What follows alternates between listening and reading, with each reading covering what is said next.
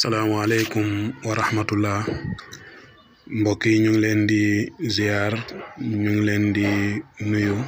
ñu ngi leen di ñaanal yàlla itam ñu ngi sàkku ci yéen ñaan ci barke yonent bi sallallahu alayhi wa sallam yal na yàlla boole ñu nangul defal ñu ijaaba musal ñu te muccal ñu bi jaay rasulullah fii suñu réew toll muy wàllu xëccoo yal na yàlla jox ndam ñi nga xamante ni ñoo gën ci seen gox lépp amee ci jàmm kenn bañ cee gaañu kenn bañ cee loru ci barke yonent bi sallallahu alayhi wa sallam fii Afrique toll ba nga xamante ni doomi Afrique nangu nañ yenn doomi Afrique ñu teg leen lenn li te mu nekk lu doy waar yal na yàlla dimbali doomi Afrique ba nooteel jeex ci ñoom bi jaay rasulullah sallallahu alayhi wa sallam tey nag dañ bëgg a dikkaat ci faayda boo xamante ni jaaroon na fi waaye solo bu ñu seetlu ci moom ci xëy na jeexital yim jur ci nit ñuy woote ci nit ñu ñuy dikkal wala nit ñuy sax jokkoo ak ñun ngir leerlu ñu bëgg cee dikkaat tey ngir ñaari mbir benn bi mooy gërëm képp koo xamante ni ñaax nga ñu ñaanal nga ñu dikkee nga ñu xëy na xewal wala sax encouragé ñu wala sax rafetlu xamal ni yow it ñu ngi lay gërëm ndax yaa ngi ñuy dimbali ci suñu jéem def lu baax beneen bi mooy profitoo ci tontu xëy na laaj yi ëpp yi ñuy jot jëm ci loolu secret bi mu ngi concerné koo xamante ni xëy na cëru biiram dafa gàtt wala mu tuutin boo xamante ni la ko war ci matale ci digganteem ak kamuy dencanteel tuutiwaay bi ak gàttaay bi xëy na doon na ci gàllankoor ba mënuta faj aajo kooku ñu digaloon ko mu jël reenum ñambi bind ci ina axtaynaakal kawsara bam jeex juróom-ñaari yoon jël aliwa bind ci ina axtaynaakal kawsara bam jeex juróom-ñaari yoon ginnaaw mu tijji ginnaaw mu tëj julli ci yonent bi bu amut aliwa mu wut këyit saafara ba muy dékkandikoo ci aliwa bi wala saafara bi muy jëlee ci këyit bam xooj mu togg ci ñàmbi bi def ci xorom ak poobar ci lu tolloog lam attan ci cafka lekk ñàmbi bi mu jeex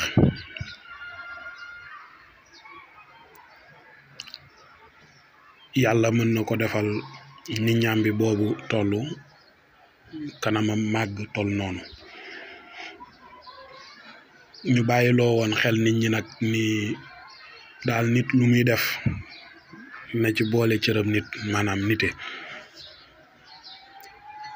ndax jël doom reenu ñàmbi boo xamante ni xëy na nam toll yéeme na nga bëgg ko jëfandikoo dafay doy waar bi ci des mooy xorom ko noo xamante ni doo ko mën a jëfandikoo wala nga poobaree ko noo xamante ni doo ko mën a jëfandikoo tamit dafay doy waar kon loolu nit ñi nañ ci bàyyi xel ci biir laaj yi ñuy faral di laaj mooy kañ ngay di soppeeku ndax ci semaine bi la ndax ci bis yi gi ci topp la wala nangam da nga jëfandikoo mbir ñaan ci yàlla ngir mu am lu mu soppi. yaramu doomu aadama du bant boo xamante ni da ngay jël dara sof ko ci wala mu nekk weñ goo xamante ni da nga koy tàngal dóor mu tàlleeku déedéet. yaramu doomu aadama ni mu dëppoo rek noonu lay màgge. kon ñooñu ñu ngi leen di wax ni leen mbir mi dafay déclenché wu di màgg progressivement avec le temps di nga am li nga ci bëgg ci kàttanu yàlla. ci biir laaj yi am na ci ñoo xamante ni dañuy laaj ndax efficace na ndax di nga am résultat. waa dama ni yow da nga tàllal say loxo ñaan yàlla moo ne woon nañ ko ñaan mu may ñu. kon yaakaar naa ab jullit bu defee li yonent bi wax ni boo leen ñaanee gëm leen ni li ngeen di ñaan am na, war ngaa mën a noppalu ginnaaw nga def yow la nga war a def.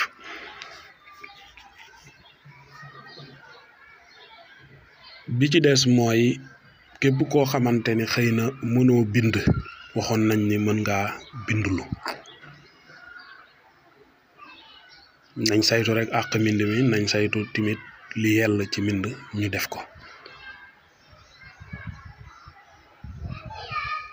du loo xamante ni luxus la, du loo xamante ni magie la, du loo xamante ni xëy na ji fi jaafaa jëf la noonu rek fetesu, déedéet demewul noonu. donc mbir mi mu ngi noonu, leer na naññ na nag ñuy wax bay waxi yu day waar daal, waaye lu ci mën di am rek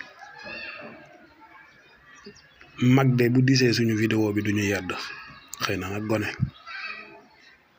waaye mag bu disee ñun niñ def dinañu ñaanal, dinañu gërëm, dinañu ñaax. loolu ñu ngi ci sant yàlla, alhamdulillahi rabbi alamin. kon mbir mi mu ngi noonu, li ngay def rek mooy ñaan yàlla. kon da ngay gëm ni li ngay ñaan am na. on va essayer d'enchaîner en français pour faire le même procédé qu'en wolof tout à l'heure. On revient sur ce secret pour éclaircir des choses et davantage faire des précisions. On se lance d'abord pour dire que c'est pas de la magie, c'est pas une baguette magique, c'est un secret de prière pour l'augmentation du verge, pour avoir la taille voulue et le volume voulu. Donc, quant à l'efficacité, le corps humain n'est pas un bar de fer ni un bar de bâton. Le corps humain, pour que ça augmente de taille ou de volume, ça se fait de manière progressive dans le temps. Ce qui est sûr, c'est que le secret est un déclencheur du développement de la partie voulue. Donc, il faut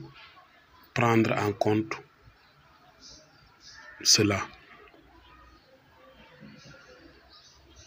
Deuxièmement, on avait dit que si vous ne pouvez pas le faire vous-même, vous pouvez le confier à une personne pour qu'elle le fasse à votre place et vous donne l'igname. Et toi, tu ne fais que préparer l'igname, le cuire et éventuellement le manger. Et pour le manger aussi, il faut faire de telle sorte que tu as faim. Sinon, tu auras des problèmes à finir l'igname. Donc, il faut penser à ça. on prie le bon Dieu pour qu'il y met le baraka et l'ijaba. Donc en français, en résumé, c'est ça. ñu ngi ñaan yàlla def ci barke, ñu ngi ñaan yàlla def ci ijaaba, ñu ngi ñaan yàlla def ci nangu goo xamante ni képp ku ko def dis ci li nga bëgg ci sutura ba sant yàlla, képp kuñ ko defal nga dis ci li nga ci bëgg ba sant yàlla, lépp rek nekk ci sutura, ci jàmm, nekk loo xamante ni ndimbal lay doon ba nga toog ni xëy na lii de yeex naa ko di